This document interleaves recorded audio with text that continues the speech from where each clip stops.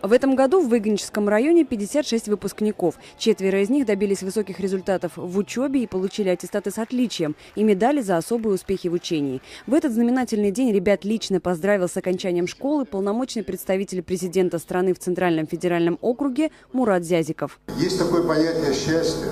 Его каждый человек, неважно кто он, чиновник или преподаватель, космонавт или полярник, он понимает по-своему, но одно неизменно, что хочется вам пожелать, это вот пусть это счастье, оно сопутствует вам повсюду. Мурат Зязиков попросил ректора Аграрного университета Николая Белоуса пообещать, что все выпускники поступят в его вуз. И ректор дал слово. Также разделить радость выпускников, их родителей и учителей приехал и главный федеральный инспектор по Брянской области Леонид Соломатин.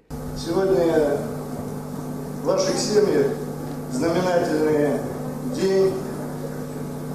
Сегодня слезы радости, слезы сожаления и мечты о будущем. Рабочий визит в Выгонический район Мурата Зязикова оказался весьма насыщенным. Помимо бала выпускников, он посетил недавно воссозданный районный музей, возложил цветы к вечному огню, посетил Лопушскую школу имени Грибачева, где оценил работу оздоровительного лагеря. И, конечно, не забыл главный полномочный президента и про детский сад «Аистенок», в котором помог разрешить проблемы с его строительством и в церемонии открытия которого 1,5 года назад лично принимал участие. Как сегодня помню, вот здесь вот с этого места мы напутствовали детишек, разговаривали с коллективом педагогическим, были родители.